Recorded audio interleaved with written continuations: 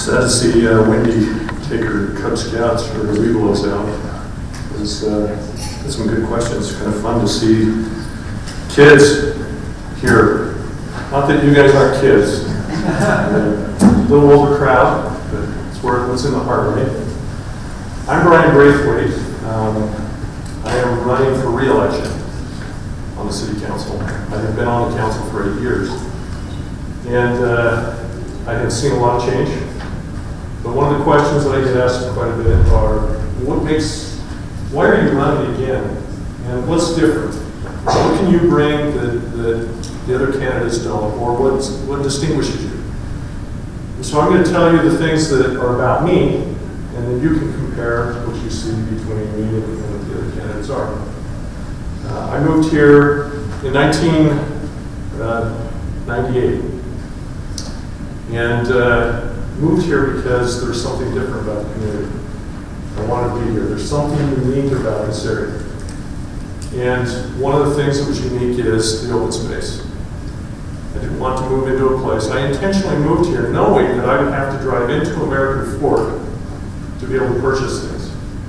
So I didn't move here because I wanted all the conveniences of a big city. I moved here because I wanted a rural community, a bedroom community. So that's why I moved here.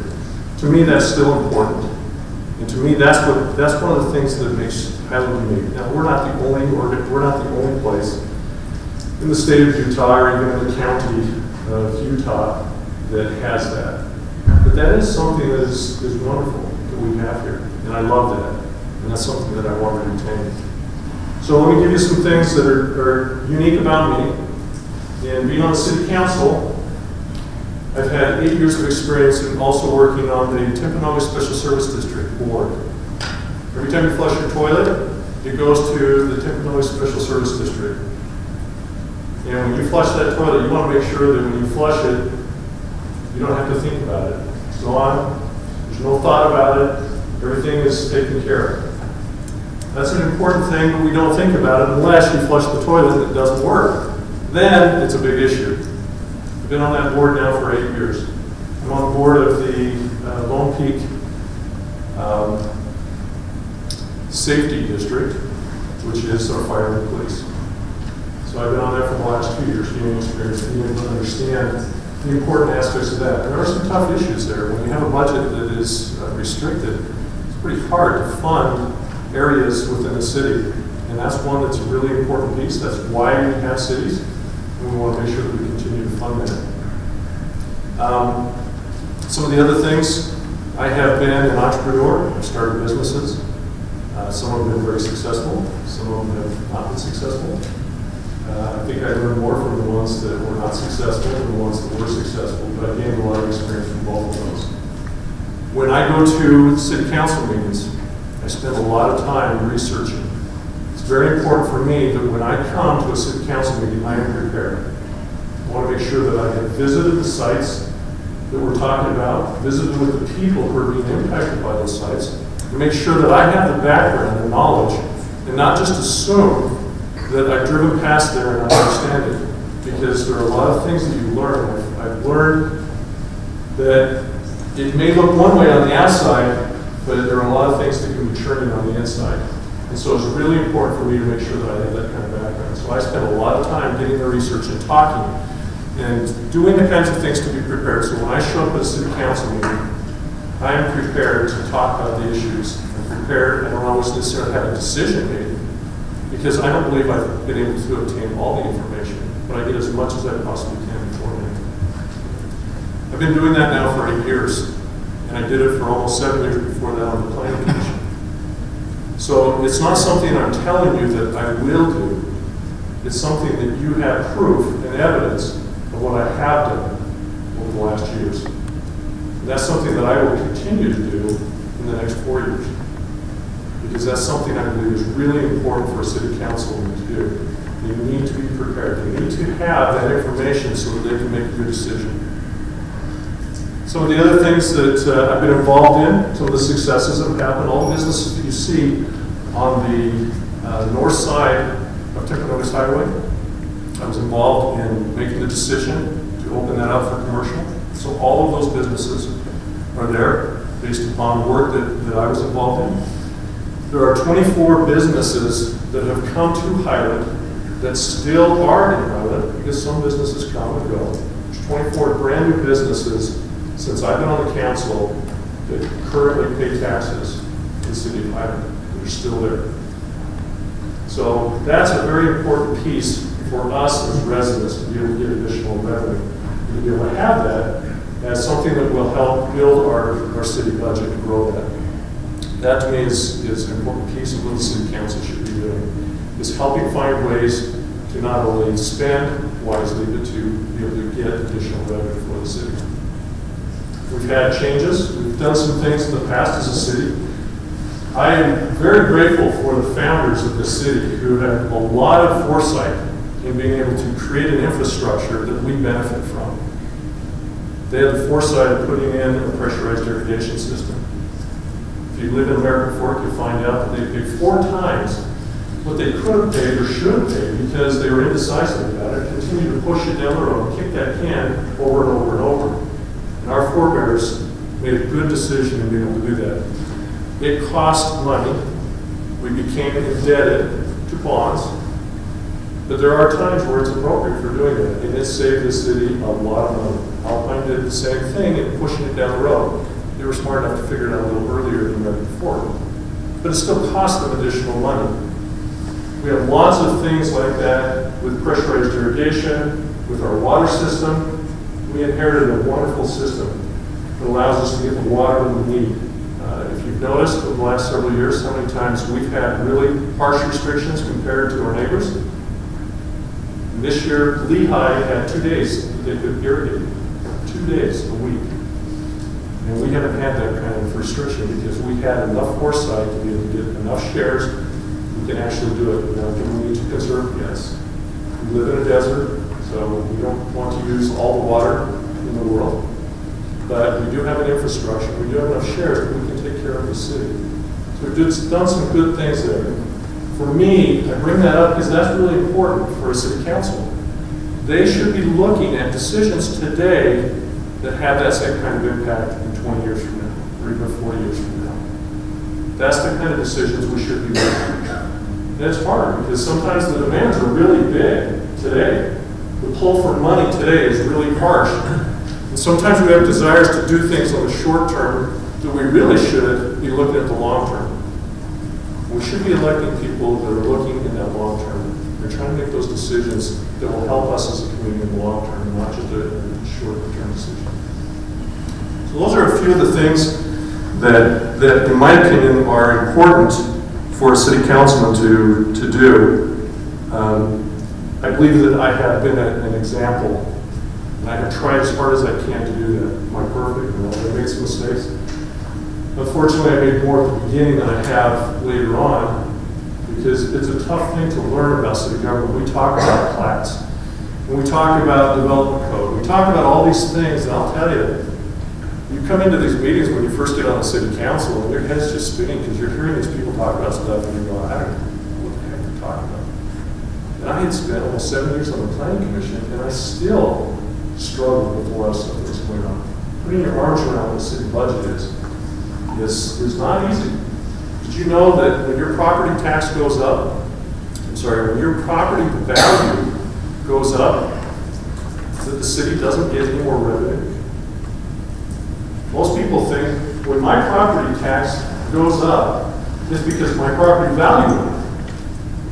And therefore, every time the economy gets better and my property value starts going up, all of a sudden the city gets this boatload of money and they can spend it and do all these wonderful things. It's not true.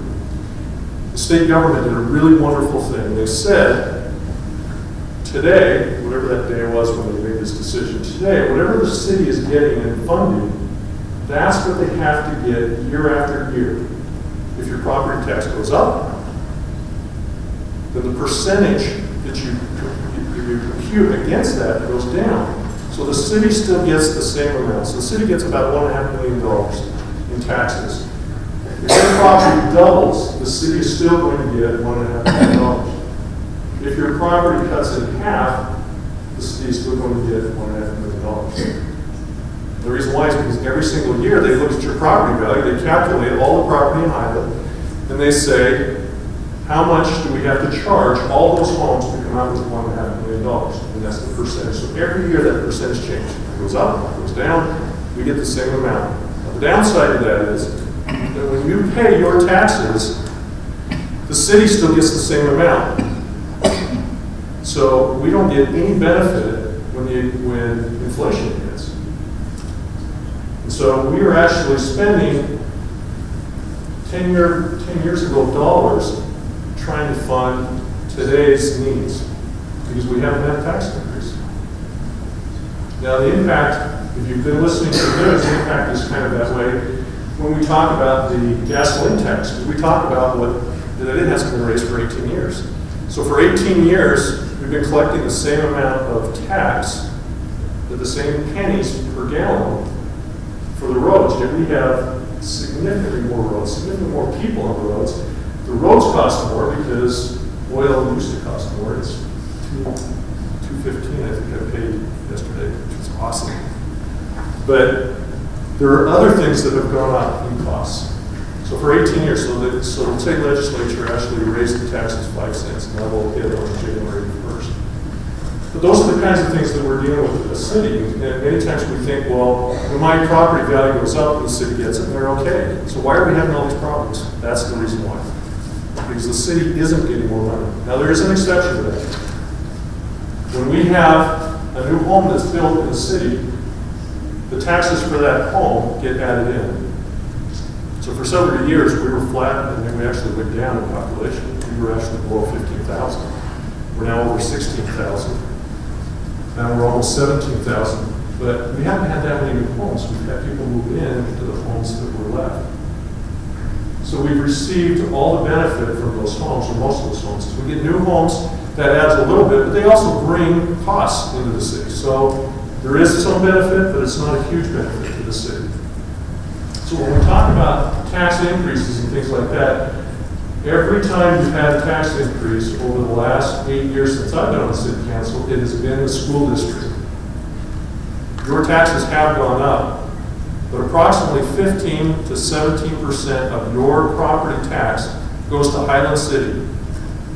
The rest of it goes mostly to the school district, a little bit goes to the county, and a few other things. So I tell you that because I get a lot of calls from people saying, my taxes went up and I'm tired of it. Why do you guys keep raising my taxes? And so I go through this quite a bit. I've become somewhat okay in explaining this. I'm not great, but I'm working on it.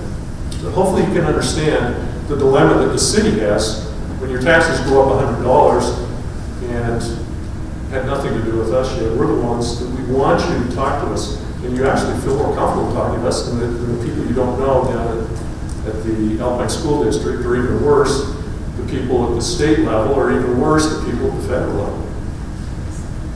But that's a good thing. That's why I'm actually on the city council, because I like interacting with you. I like having that one-on-one. And I appreciate the fact that you are willing to call me and email me and talk to me about it. That's important. So hopefully you have a little bit of background. I'm going to open it up to some questions. We've got one. Let's go back here first and we'll come to you. Over the years you have served, and I appreciate that. I want to tell you thank you for your service. We greatly appreciate it for what ask you can do so. So we have these developments, just was one. You remember all the with the 3-story buildings? Yes. And there's been a newer one, and at the time of that first development, there was we need to change the plan, whatever the ordinance stuff is. I'm not speaking the ordinance. I know it, but I hope you understand what I'm saying. But here we've had another development come up. And so is there not something that can be done? Because we do enjoy the open space, but the skyline is also a big part of what we enjoy here too. And so I'd like to hear you speak to that. That's a really good point.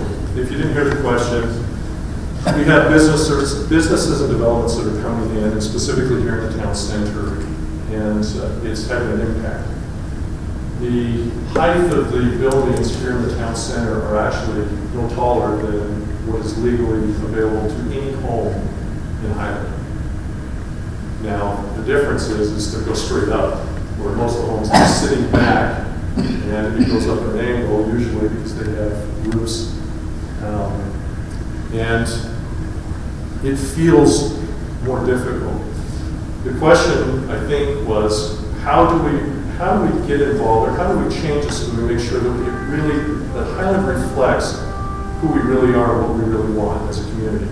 There are some people that really define what's going on. But my understanding was at the time of that first development, there was a lot of push to say, let's change the ordinance or whatever it was, got changed. And it sounds like nothing happened there. And here we have others coming, Yes. we're going to have the same concerns from citizens again. Yes. It's still here, it's been on, this is a problem's been going on for years at this point. What would you do? So there is a city ordinance that dictates what we can and can't do in the city center. And we are talking about, we've got a moratorium so that no one else can build here in the city center while we talk through and try to make some changes to it. However, the changes that we make or are talking about may not match with what you want and what you believe the city is. And as your representatives, we're trying really hard to understand what it is that you want in the city center. But it's not a perfect process to do it, but calling your city councilman and talking to them about what you want and getting those changes in there is really important. So Ed Dennis talked a little bit about parks. We have a plan for how much park land we should have as a city. If you agree with it, then we should continue to get that parkland, or more if it's underneath what the amount of parkland. If you disagree and you think there should be less, we need to talk about it. Selling any of our parkland, if we are underneath that level, would be wrong.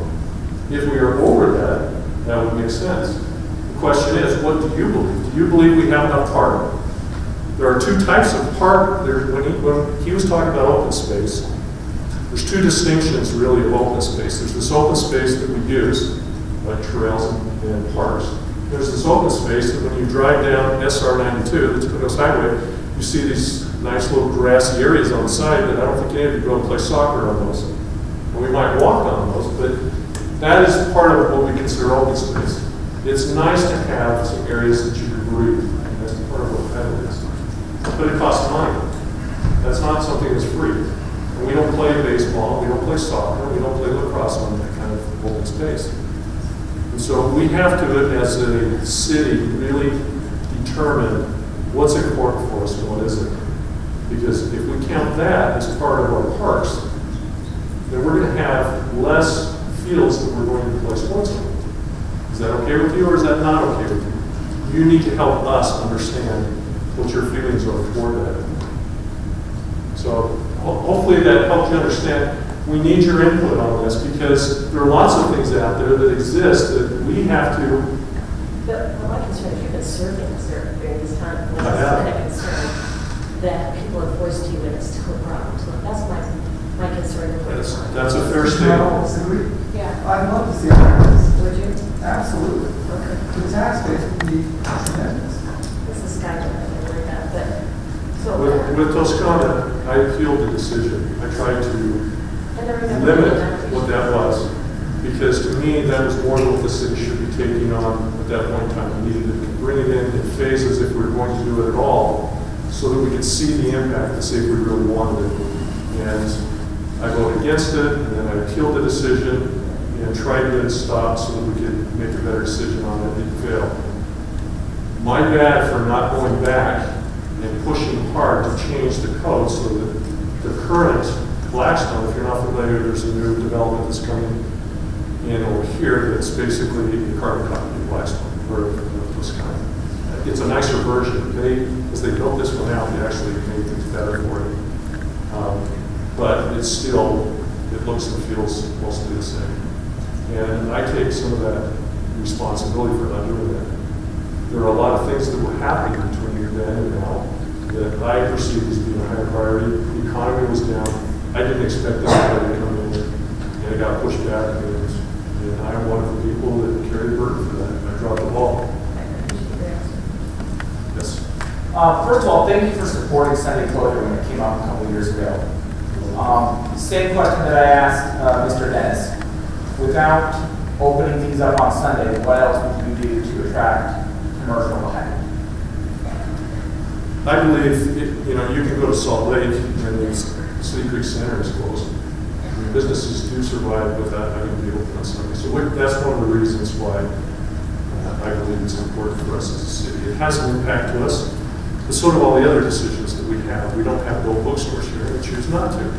Well, that can have a financial impact to us. I mean, there are things that happen. It would be the same because you probably wouldn't have 50 of them here.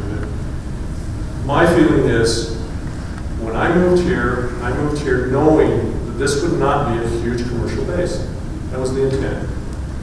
So with what land we do have, we need to take care of it. Some of the property inside of the Highland City Center is not prime commercial property for retail because they like the cars that go by. So it needs to be out on this main road and out on that main road. There are things that we have done as a city that we're pushing back on potential companies that wanted to come here and be a part of our community. Some of them I knew about and tried to help make change. Meters, I had no idea that they had even applied before they started building down there. So it's hard to make a change. Internally, we had to change the policies to help make it easier for them to be able to get through the process. So that's an important piece. But I think that we can do more than that. I grew up in a little town called Brigham City. If you know what Brigham City is, it's clear up north. But there's a smaller town, it's a suburb of Brigham City. It's called Perry. Anybody know what Perry is or where Perry's at? Maddox Restaurant. That's the point. Perry is nothing. But if you talk about Brigham City, a lot of the people, they first say peaches because they're awesome. You should go there if you haven't tried it, go. But the second thing that's most popular about Brigham City is not even in Brigham City. It's a restaurant called Maddox. See? You guys probably know more about Maddox than you know about Brigham City.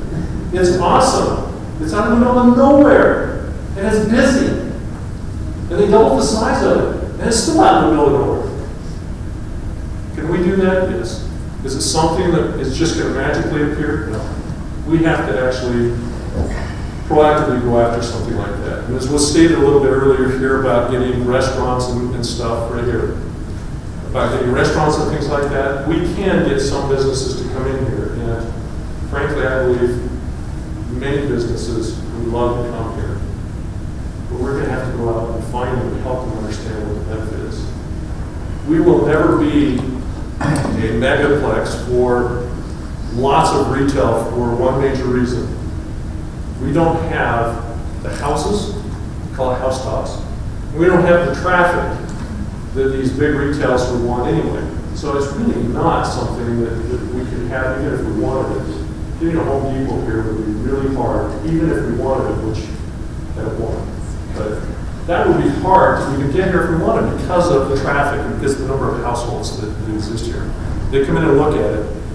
But we do have traffic that's going up American Fork Canyon. We do have Cedar Hills coming through our city. We have Alpine. Alpine can't get anywhere without going through a highway. Captive audience, we love their revenue. Love it. But those are the kinds of things that we can pick up on. And if we get a destination like a Maddox, I knew the Maddox family. No, they're not going to come here. Yes, I did ask them. They tried one in Sandy, I believe it was. Didn't work out well. So they're happy to stay where they're at. But it's that kind of thing where if we could get the right people to come, we could actually do something. And we need to give them some incentive. We have to be really careful. We've seen cities, the bigger cities, fight about these auto dealerships because they're huge on tax revenue. But then they give them such a big incentive, which gives away all their tax revenue, that they don't really get much for the first 5 or 10 years. So we have to be careful what incentives we give. But I think we have a wonderful community. I think people want to be here. And meters would have been an awesome addition to our city because they fit who we are. Yes? With all the talk of meters, we didn't just lose meters once, we lost it twice. Some friends and neighbors of ours who are also Highland residents tried to build meters here in Highland before the one that is currently built by Smith's by another franchise owner. And when they went before the city council, the only land that they would allow them to build the meters on was behind Tim Tire.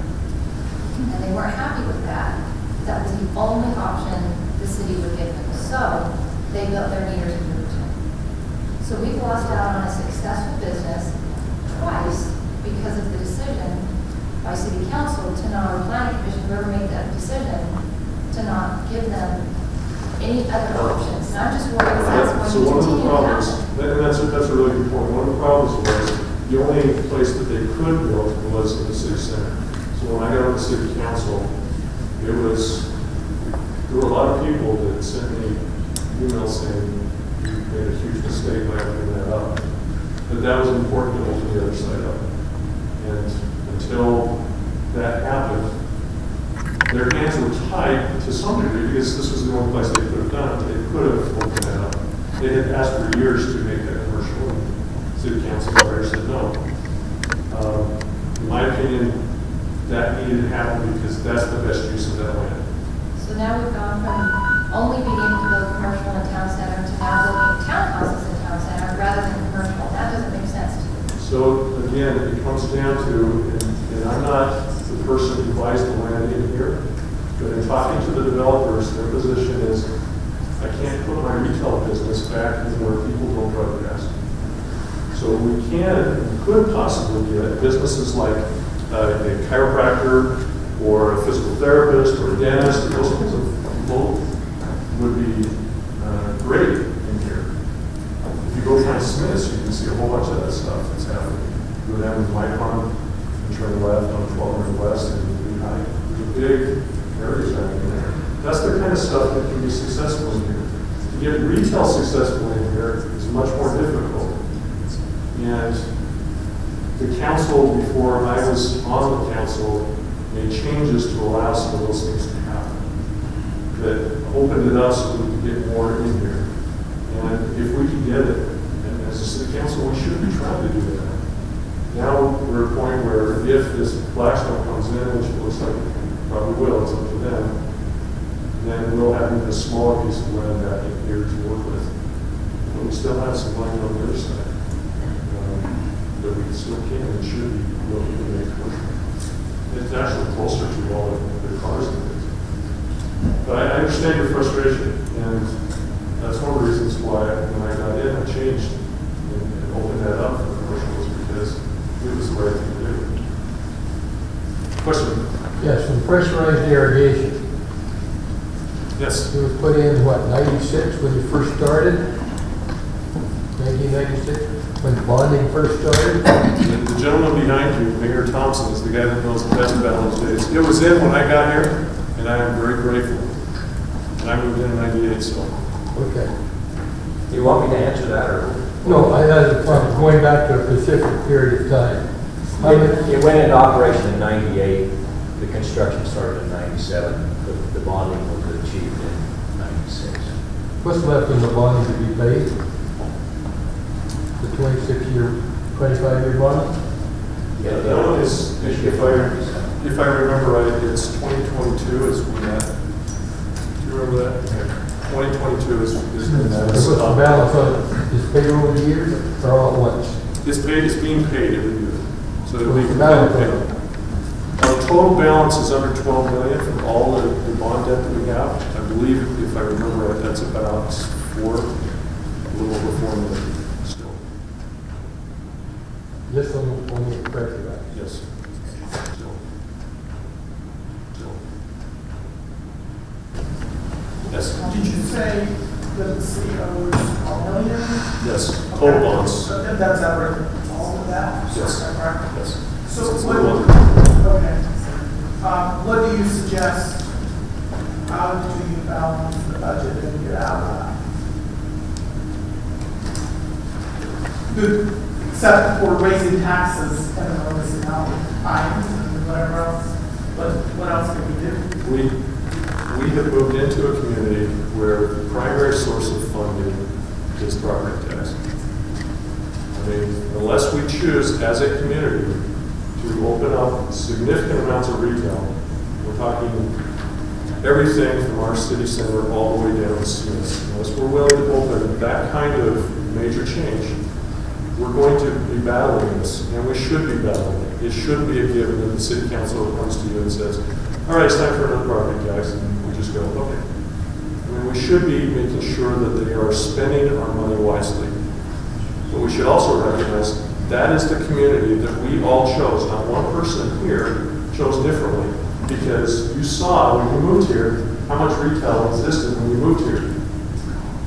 And for any of us to believe that somehow we were just going to magically turn on all this retail overnight would have been mistaken. So we knew it to some degree. We may not have thought about it like we could have or should have, but we all knew that to a certain degree. And with that, we have to admit it and address the issues. Do we have to have unlimited taxes? No. Do we have to be the highest taxed community in the valley? No. But we have to recognize and we have to address that issue, and we haven't addressed it for years. Now, the good news is there is some relief coming to the city because the sales tax for gasoline has been raised, so we're going to get a little bit of that. And that's going to help relieve a little bit. We still have some major problems with the roads. In other areas, we have not developed our parks. We have land for the parks, and we haven't developed. We have a beautiful piece of land, gorgeous piece of land right across the street from junior high. Mountain Ridge Park is what I call it. We'll figure it out. We'll name it after somebody important, like Mayor Thompson. Mayor Thompson Park over there. But it's a beautiful piece of land, but we can't do anything with it because we don't have the money for it. So, two ways to do it. Raise the taxes, put the money aside, and we get it out, or you bond for it. Or there could be a third one, something in between. Those are the options. You bond for it, you're paying some now, people who moved in later, they continue to pay for it. The overall cost is higher because you're paying interest. So that's the downside. One last question. Not a question, a comment. Okay, We great. don't have to bond, and I can remember working on the cemetery committee, and we fought tooth and nail for weeks, and we refused to go for a bond for the cemetery. Everybody pitched in. We did not bond the cemetery, and look at it. It's a beautiful thing. And our kids and our grandkids are not going to pay for it. And that is the beauty of not bonding. The problem is we have a city that has changed, so we're not all still like that. That's my belief, my personal belief is eliminate your debt. Unfortunately, that is not how all people in Thailand believe. And that is also not necessarily adequate. So all of us, I should say, most of us when we bought our home, we had to pay a loan because we couldn't afford it. Most large infrastructural kinds of things are going to require that same kind of thing. There are some exceptions, and we should try to make sure that the times that we bond are for absolute need and not those exceptions. We try to set money aside for the other things. The neighborhood pitched in, the guys with tractor pitched in, the scouts pitched in.